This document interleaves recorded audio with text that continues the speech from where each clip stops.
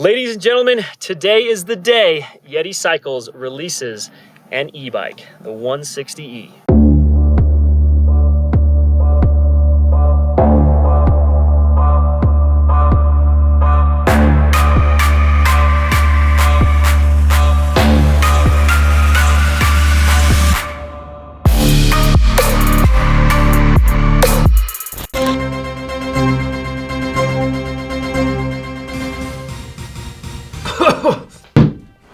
Good morning, ladies and gentlemen. Don Maroon here with some absolute breaking news. The famed Yeti Cycles has apparently just released, that's right, an electronic mountain bike. We didn't see this one coming. Let's cut out to our field attendant, Barry Manilow, and see what the mountain bikers on the trail are thinking. Thanks, Don. We are out here on the trail where it is absolutely buzzing with excitement, and we're going to see what one of these riders thinks about the new Yeti e-bike. Excuse me, sir. Sir, can I get you for just 1 minute, sir? Excuse me, sir. Can I ask you, are you a mountain biker? I am. Forgive me for asking, but where is the rest of your bike? Oh, it's either out of stock or on back order. Tough times, I can understand that. Sir, have you heard the news? Yeti has released an e-bike. It's called the 160e. Have you heard this? I had no idea that the cooler company made bikes. It's very exciting, isn't it? It's an e-bike. It's called the 160e. I'm going to have to check it out. That's what I'm talking about. Well, Don, as you can see, riders are very excited. The vibes are absolutely electric. Back to you in the studio, KWC 29 News. Well, you were probably wondering what is notable about the 160e. It's 29-inch wheels, 160 millimeters of rear travel, 170 in the front. And right off the bat, I think what you will notice and what you will be hearing the most about this bike is the proprietary suspension platform that Yeti designed specifically for this e-mountain bike, which they're calling the Sixfinity platform. It is pretty impressive and definitely complex like most Yeti suspension platform designs. If you really want to get into the nerdy details of the anti-squat and the anti-rise and all the kinematics, link below in the video description to the article that we wrote about this bike with graphs and all of that crazy stuff if you want to dive into that. But what's really cool about it is it does have an adjustable leverage rate. There's 3 different positions that you can put that rear shock in, one of which is totally coil compatible, which is a really cool feature.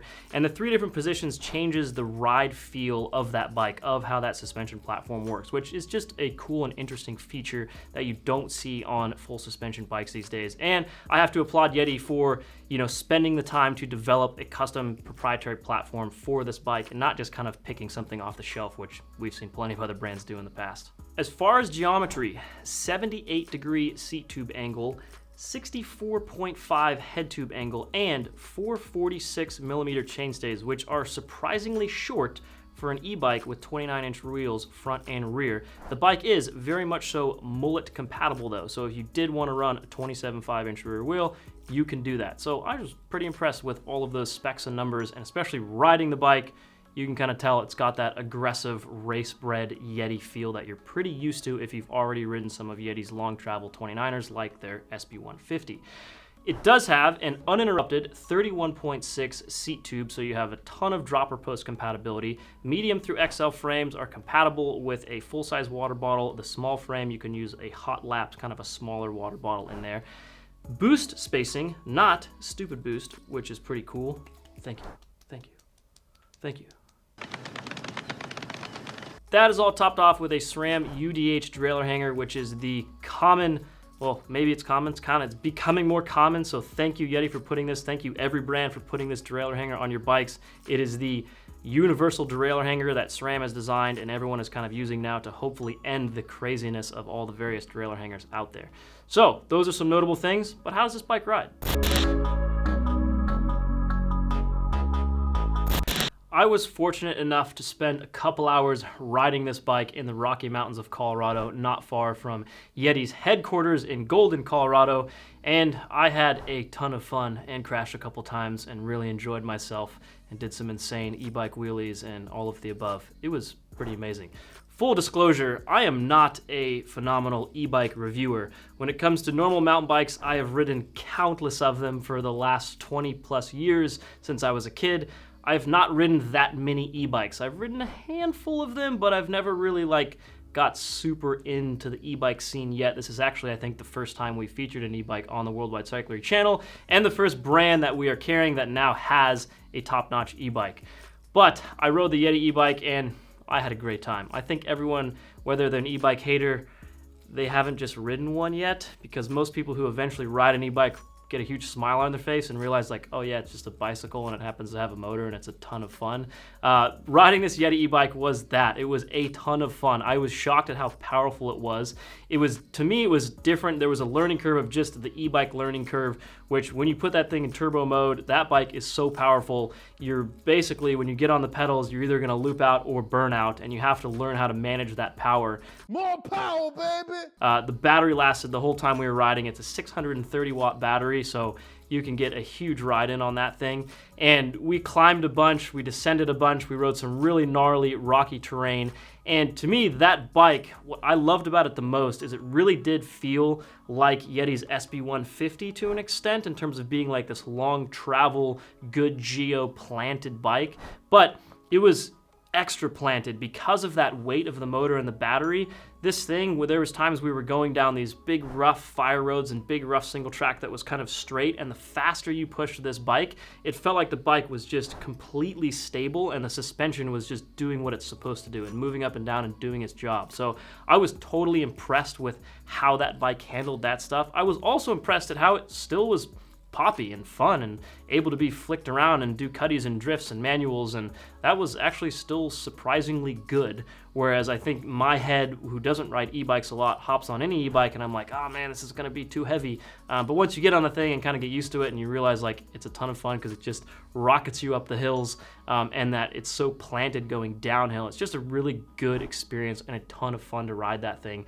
And I think with anything, which I always recommend regardless if it's an e-bike or not, if you have the opportunity to, ride it before you buy it. Do a demo. That's something I always promote, which is harder to talk about in this day and age in 2021 when there's crazy supply chain issues across the board in the bicycle industry, and it's really hard to find a demo bike because no one even just has bikes to sell to begin with. But if you have an opportunity to ride one of these things, or you're in the bike market to buy a bike, ride a bunch of different bikes, see what suits you, see what you like, and just kind of see what feels good and puts the biggest smile on your face and suits your riding and your riding style the most. Nonetheless, this thing rode really well, but I was kind of expecting that. It's a proprietary suspension platform Yeti's been working on for several years, and it's Yeti. They've been making incredibly good suspension platforms for mountain bikes since, actually longer than I've been alive, 1985. At launch, the 160e will come in a C1 and a T1 build kit option, both of which have the same premium Yeti series Turk carbon, unlike some of the other Yeti models which have a different carbon layout for the C series and the T series, but these ones both have the Turk series carbon. Both of them are available in turquoise or rhino gray, which looks awesome. They both have the same 630 watt Shimano battery, which is semi-integrated. For easy off-the-bike charging of the battery, and the Shimano EP8 motor. So they're very similar in terms of frame, battery, and motor. Of course, the parts that are spec'd and bolted onto these bikes are a little bit different. You can take a look at those right now. Feel free to pause and look at how they are spec'd.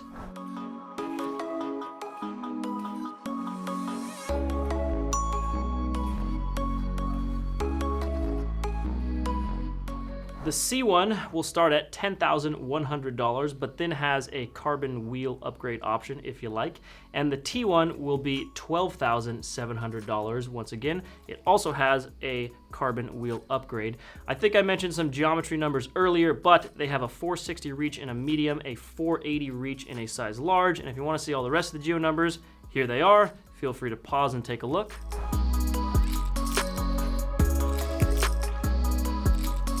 If you look closely at the build kits, you will notice Yeti did what Yeti does and specs them really well and just wisely. They do smart things like a 220mm rotor on the front of both of these bikes. Good setup when it comes to tire spec and kind of everything else on there. They even designed their own custom handlebar so they can get the wires all neatly placed and look good on these bikes.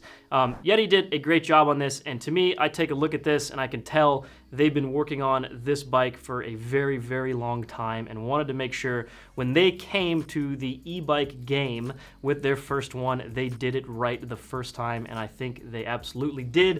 And I think if you ever ride one of these things, you will be highly impressed at how these bikes works, kind of just like any of these Yetis. Oh, least but not last, availability. As you might have guessed, it's 2021. You can't even buy a couch. You can't buy anything these days. And it's gone. These bikes will come out today in limited runs. They will be a little bit challenging to buy. Us ourselves are getting a handful of them to sell, which will probably be gone by the time you see this video, is my estimation. Might be a little hard to get this bike moving forward, but Yeti is diligently working hard to make these bikes because they know they're going to be in demand and they're going to be awesome. But yeah, it's going to be a little challenging to buy these things because we live in the world of a pandemic currently and the supply chain's a total mess, so sorry about that. Not really anything anyone could do about it other than try really hard, which everyone is. Which, by the way, Yeti's done a pretty good job at thus far with their normal bikes over the last 16 months, in my opinion, and in comparison to various other brands that I've seen in the industry. Let us know down in the comments if you have any questions whatsoever about this bike, and we will do our best to answer any question in the comments about this bike, and if we don't know the answer, we will contact Yeti and then get the answer and post it there in the comments for you guys. Thank you very much for watching. See you guys next time.